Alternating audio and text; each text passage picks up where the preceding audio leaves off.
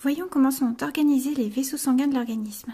On reconnaît ici un humain avec un cerveau, un cœur, des poumons et des reins.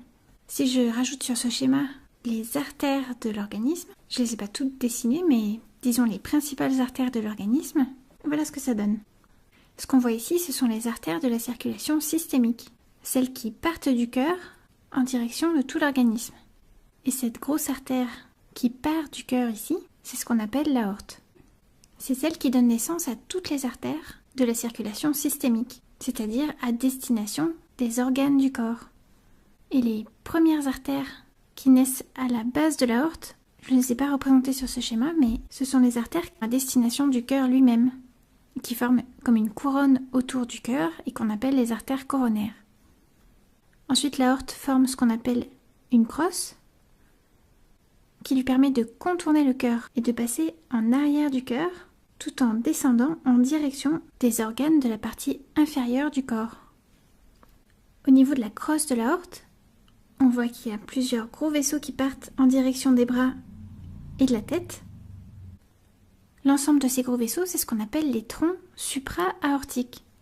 On les appelle des troncs artériels parce que, comme pour les arbres, ils se ramifient ensuite en branches plus petites, et supra-aortiques parce qu'ils sont situés au-dessus de la crosse de l'aorte. Ils sont un petit peu asymétriques parce que du côté droit, on voit que cette artère à destination du bras et celle-ci en direction du cerveau ont une partie en commun. Une partie qu'on appelle le tronc artériel brachiocéphalique, puisqu'il est à destination du bras et de l'extrémité céphalique, c'est-à-dire de la tête. On n'a pas besoin de préciser qu'il est à droite parce qu'il n'y en a qu'un seul. À gauche, on a une artère qui part en direction de la tête et une autre en direction du bras, directement à partir de l'aorte. Comme ces artères en direction des bras passent juste en dessous des clavicules, on les appelle les artères sous-clavières. Ici, c'est l'artère sous-clavière gauche. Et ces deux gros vaisseaux qu'on voit ici circuler au niveau du cou, ce sont les artères carotides.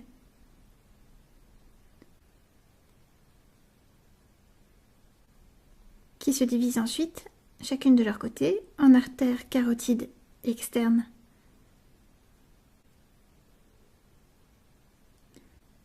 qui passent à l'extérieur de la boîte crânienne et artères carotides internes à destination du cerveau.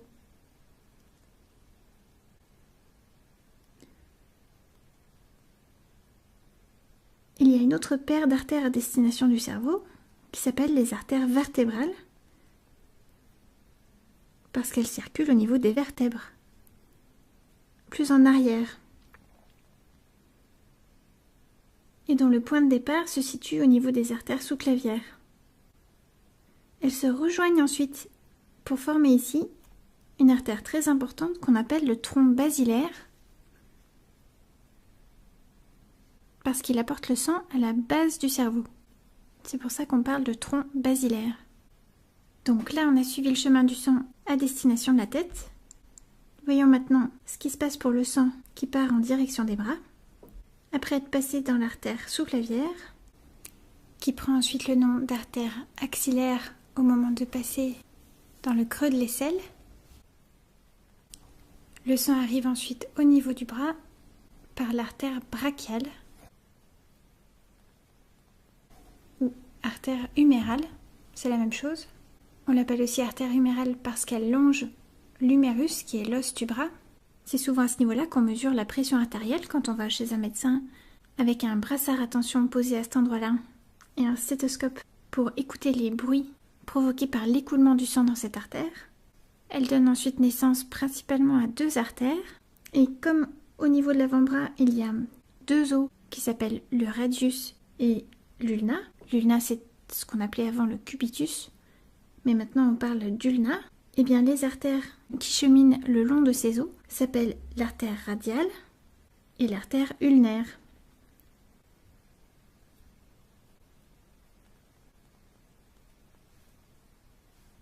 Celle qu'on appelle l'artère radiale, c'est celle qui arrive du côté du pouce. Ce qu'on voit, c'est qu'ensuite, elles forment toutes les deux une sorte d'arcade au niveau de la main qui donne naissance aux artères à destination des doigts. Tout l'intérêt de ce système, c'est que si jamais, par accident, une artère se retrouve bloquée de ce côté-là, eh bien l'autre artère continue de pouvoir alimenter la partie la plus distale, c'est-à-dire l'extrémité du membre supérieur, donc la main et les doigts. Alors reprenons maintenant notre chemin, ou plutôt le chemin du sang dans l'aorte. On a vu ce que donnaient les troncs supra-aortiques qui partent de la crosse de l'aorte, et maintenant le sang passe derrière le cœur et l'aorte continue de descendre dans l'abdomen en direction des jambes. Elle donne sur son chemin naissance à des petites artères que je n'ai pas dessinées ici, qui sont à destination des côtes, des vertèbres, avant de se retrouver au niveau de l'abdomen et de donner une artère importante qu'on appelle le tronc cœliaque. Cœliaque, c'est un mot qui vient du latin, qui lui-même vient du grec, qui veut dire viscère. Parce que c'est un tronc artériel qui alimente en sang plusieurs viscères de l'organisme, qui sont le foie, l'estomac et la rate. Les autres organes de l'abdomen sont alimentés par d'autres artères, notamment celle-ci qui s'appelle l'artère mésentérique supérieure. On l'appelle supérieure parce qu'il y a aussi une artère mésentérique inférieure. Donc ces deux artères, ce sont les artères mésentériques, ce qui veut dire à destination des intestins. Et entre les deux artères mésentériques, on voit ici des artères qui vont en direction des deux reins et qu'on appelle logiquement les artères rénales. Si on continue à descendre dans l'aorte, on arrive maintenant à une bifurcation. L'aorte se divise en deux à cet endroit-là. Et comme à cet endroit-là, on se retrouve au niveau du bassin, au niveau des os iliaques, eh bien ces artères s'appellent les artères iliaques. On les appelle artères iliaques communes droite et gauche. Elles vont à leur tour donner naissance à des artères à destination des organes qui sont situés dans le bassin, qu'on appelle les artères iliaques internes, et aussi aux artères à destination des jambes, qui sont les artères iliaques externes. Au niveau de la cuisse, l'os qui se trouve au niveau de la cuisse, c'est le fémur. Donc cette artère qu'on voit ici, cette grosse artère, c'est l'artère fémorale. Comme elle se divise un peu plus bas en deux, cette partie-là, c'est ce qu'on appelle l'artère fémorale commune. On voit qu'ici, elle se divise en deux parties, qu'on appelle l'artère fémorale profonde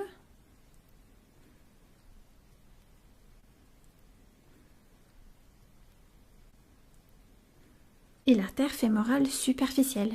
L'artère fémorale profonde, c'est grâce à elle qu'on fait du vélo ou du ski. C'est elle qui alimente les muscles puissants des cuisses qu'on sollicite beaucoup quand on fait du vélo ou du ski. Alors que l'artère fémorale superficielle, c'est celle qui alimente les muscles dont on se sert, par exemple quand on marche ou qu'on court, parce qu'elle donne naissance aux artères à destination du mollet et du pied. Elle change de nom quand elle passe au niveau du genou. Elle passe à l'arrière du genou dans un endroit qu'on appelle le creux poplité, donc on l'appelle ici l'artère poplitée, avant de se diviser en plusieurs branches. Et comme à ce niveau-là, on a deux os, d'une part le tibia et d'autre part le péroné, qu'on appelle aussi fibula, eh bien on a ici une artère tibiale. En fait ici c'est l'artère tibiale antérieure qu'on voit, et là l'artère tibiale postérieure.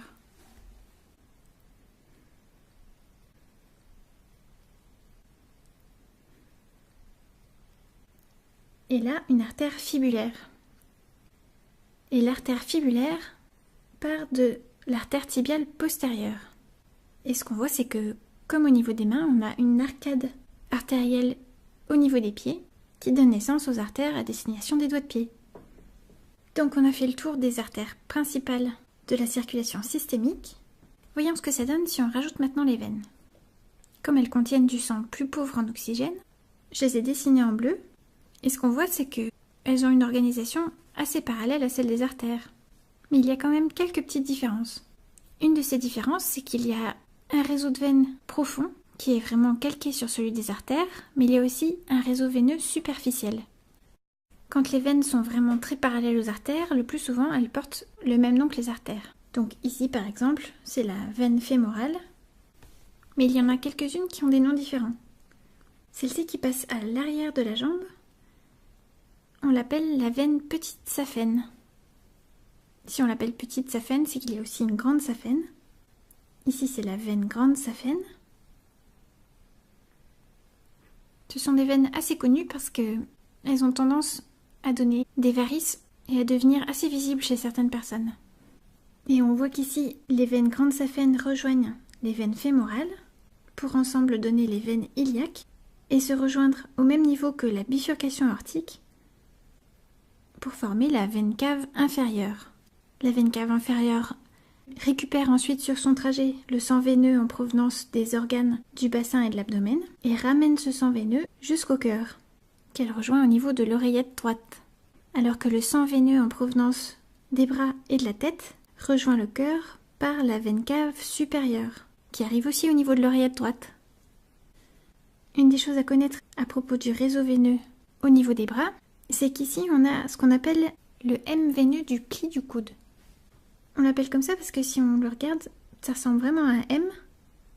Et bien c'est au niveau de ce M qu'on réalise la plupart des prises de sang. On peut les faire ailleurs, mais le plus souvent, on le fait au niveau de ce M. Ce qui forme le montant externe de ce M, c'est la veine qui s'appelle la veine céphalique.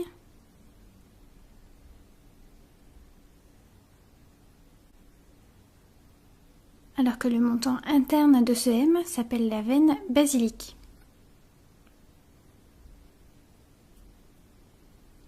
La veine basilique rejoint ensuite la veine brachiale, qui est une veine plus profonde, et ensemble, elles forment la veine axillaire au niveau du creux de l'aisselle, qui se transforme ensuite en veine sous-clavière. Le sang veineux en provenance de chacun des deux bras circule ensuite dans les veines sous-clavières, qui passent sous les clavicules, et c'est aussi à ce niveau-là qu'arrive le sang en provenance de la tête, par les veines jugulaires. Comme pour les carotides, il y en a deux paires, les veines jugulaires externes, qui viennent de l'extérieur de la boîte crânienne, et les veines jugulaires internes, qui sont plus profondes et qui ramènent notamment le sang en provenance du cerveau, qui rejoint ensuite la veine cave supérieure et l'oreillette droite. Donc on a fait le tour des artères et des veines de la circulation systémique, en tout cas des principales, parce que c'est difficile de toutes les représenter sur le même schéma. Mais il y a deux systèmes de circulation dans l'organisme. Tous ces vaisseaux dont on vient de parler, ce sont les vaisseaux de la circulation systémique. Et ce que j'ai représenté ici en bleu plus foncé, ce vaisseau qui part du cœur, eh bien c'est le début de la circulation pulmonaire.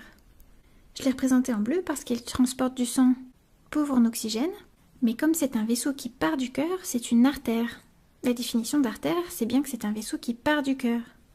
Donc ce vaisseau-là, qui part du ventricule droit, c'est ce qu'on appelle l'artère pulmonaire, qui se divise en artère pulmonaire droite et gauche, avant de se ramifier en branches plus petites pour donner les capillaires pulmonaires, où se passe la réoxygénation du sang, et de revenir des poumons en direction du cœur par les veines pulmonaires, qui contiennent du sang riche en oxygène, mais qu'on ne voit pas sur ce schéma parce qu'elles sont à la face postérieure du cœur, où elles arrivent dans l'oreillette gauche. De là, le sang riche en oxygène gagne le ventricule gauche, qui, en se contractant, propulse le sang dans l'aorte en direction de tout l'organisme.